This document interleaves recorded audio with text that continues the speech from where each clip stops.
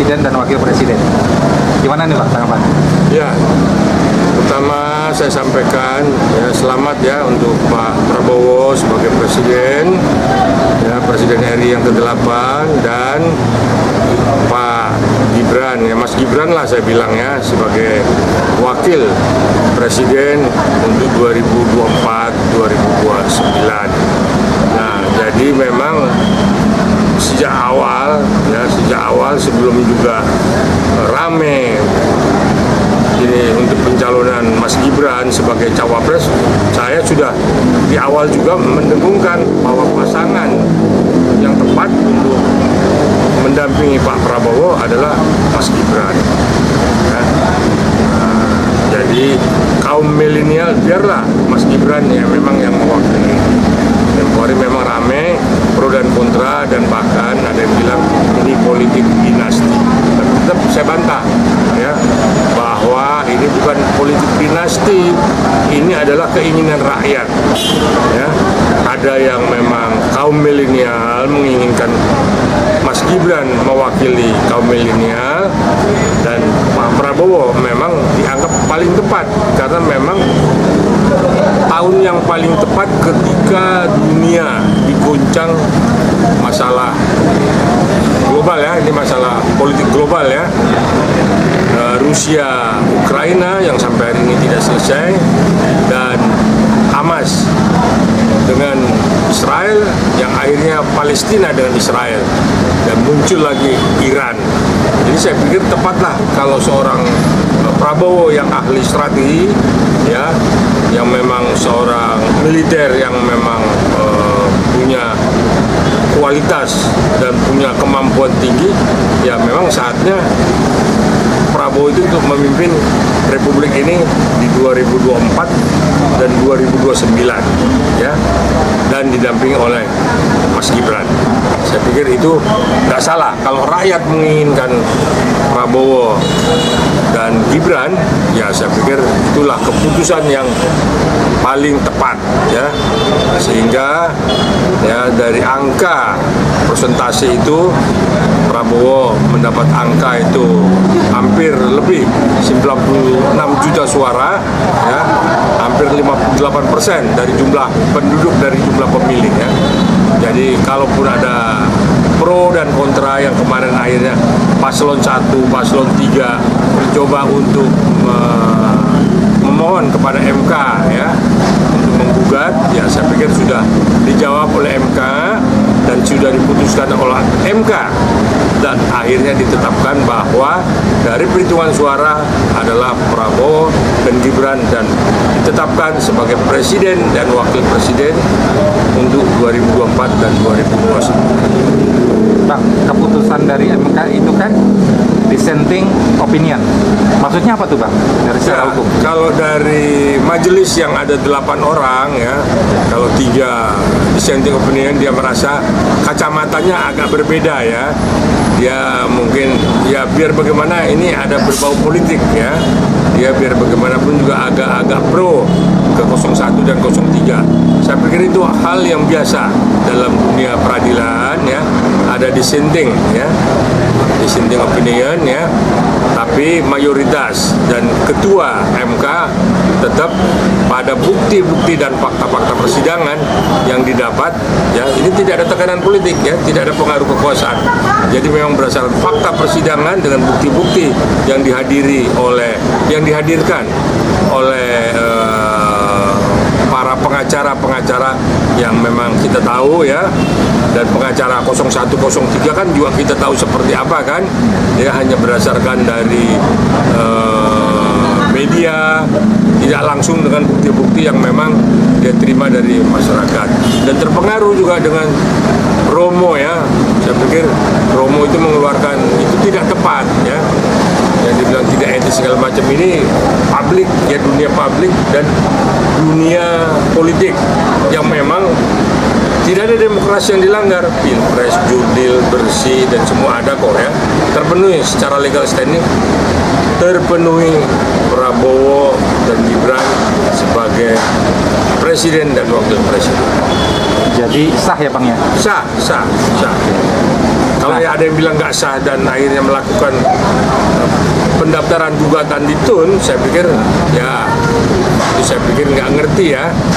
Ya putusan MK itu mengikat dan tidak bisa dibanding atau dikasasikan.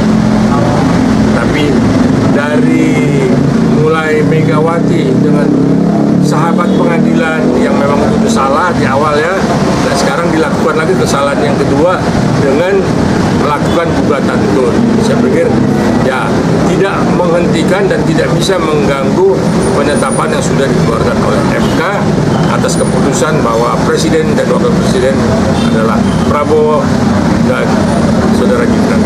Bang, secara orang awam nih Bang, kenapa sih mereka melakukan gugatan ke PT UN? Ya, saya pikir mereka mau menunjukkan kepada masyarakat bahwa inilah demokrasi, ya. Padahal dengan putusan MK yang dia gugat oleh 01, oleh PAS 03, itu kan sebenarnya sudah menunjukkan demokrasi, gitu ya. Demokrasi yang benar-benar apa mau kalian? Kita main di MK, ternyata kan tidak mampu 01 dan 03 untuk membuktikan di mana bansosnya katanya, di mana juga pelanggaran-pelanggaran yang terstruktur, sistematis dan masif, nggak ada, semua tidak terbukti. Jadi kita lihat bagaimana piawainya pengacara dari 02 ya, 08 ya, Pak Prabowo luar biasa. Artinya kita mengapresiasi bahwa pengacara itu ya seperti itulah ya. Cuman memang yang satu agak banyak omong ya. Itu saya juga kurang sependapat ya, agak nyeroncos mulu anunya, bacotnya ya. Tapi itulah udah, itu memang kita udah tahu watak dan kelakuannya ya. Tapi kita bangga ya dengan yang lain, dan memang bangga juga dengan bukti-bukti yang dihadirkan dan bisa menjawab semua pertanyaan ataupun debat-debat yang memang menjadi, kalau saya lihat memang menjadi debat kusir ya. Tapi Majelis MK konsisten, dan dari hitungan suara dan dari penetapan itu sudah paling tepat. Bang, PT UN itu mengganggu nggak sih Bang penetapan? PT UN nggak bisa mengganggu, artinya PT UN tidak akan mengganggu, dia biar itu kan mengalir kayak air itu cuma hanya kepada masyarakat yang nggak ngerti hukum. Nih ya, paslon 3 melakukan gugatan ya melalui TUN, seolah-olah MK bisa dibatalkan dengan TUN, tidak bisa, itu salah ya, satu langkah hukum yang ditempuh salah, apalagi yang memimpin Prof Gayus. Kita udah tahu kualitasnya, cuman sekali ini dia sepertinya mungkin agak emosi segala macam, sehingga dia lalai memberikan masukan kepada ketua umumnya, sehingga dilakukanlah itu gugatan melalui tata usaha negara. Ya, Prof Gayus ini salah kaprah ya dengan timnya, seolah-olah nanti dengan putusan TUN itu bisa membatalkan putusan MK. Ini mesti pada baca buku lagi ya, undang-undangnya seperti apa ya, apa undang-undang MK, apa undang-undang TUN tata usaha negara itu. Jadi saya pikir ini hanya memberikan hiburan ya, hiburan hukum ya, dagelan hukum ya, itulah bahwa melakukan gugatan TUN, padahal putusan MK adalah mengikat dan sah. Jadi ini saya nggak lihat juga semua seperti Caimin, Anies itu udah berpeluk-pelukan, artinya udah cair ya, Sudah menerima ya Bang? Nah, kok ini Mahfud, Ganjar masih bersikeras, tapi saya yakin itu karena memang partai ya, dia petugas partai, sehingga harus menurut apa perintah petugas partai. Jadi tidak boleh nyelonong untuk memberikan ucapan selamat kepada Prabowo dan Gibran. Maka dia nunggu sinyal dari ketua umumnya. Jangan coba-coba dia nyelonong tanpa pamit dengan ketua umum, langsung mengucapkan selamat kepada Prabowo dan Gibran, selesai udah dunia politiknya. Itulah politik ya, politik hari ini dan kemarin. Bang, tapi dari kuasa hukum PDIP meminta untuk menunda pelantikan dari Prabowo Gibran. Gimana tuh Bang tanggapannya Bang? Emang siapa kok bisa memohon menunda? Nggak bisa lah. Ini udah tinggal tunggu pelantikan 20 Oktober. Nggak ada yang bisa menunda karena itu udah konstitusi dan mempunyai legal standing. Ya, jadi jangan coba-coba untuk bisa menghalangi pelantikan tanggal 20 nanti. Udahlah, ngalah, kita cairkan semua, kasihan rakyat di bawah. Ya. Kita berangkul-rangkulan lagi supaya memang Republik ini tidak ada lagi perkotak-kotakan. Kalau mau masuk di kabinet ya udah baik-baikan semua ya. Kalau mau jadi koalisi nanti, saya pikir jadi oposisi. Ya oposisi yang memang benar-benar penyeimbang ya, alat kontrol jalannya roda pemerintahan. Tunggu lagi nanti kalau semangat lagi tahun 2029 pemilu yang akan datang aja ditunggu ya gitu. Dan mudah-mudahan ya tidak terus-terusan Ibu Mega ini membenci seseorang. Dulu udah benci sama SBY, sekarang membenci sama Jokowi, jangan juga membenci dengan Prabowo. Ini kita politik, dunia politik Bu, jadi Ibu mesti legowo, jiwa besar. Udah, memang kalah sekali ini karena kalah strategi dan memang rakyat mengendaki tahun ini, tahun yang benar-benar dunia politik di seluruh dunia ya banyak ancaman-ancaman yang bisa menyeret menjadi perang dunia ketiga. Jadi Prabowo udah paling tepat ya karena dia seorang ahli strategi dan seorang militer ya.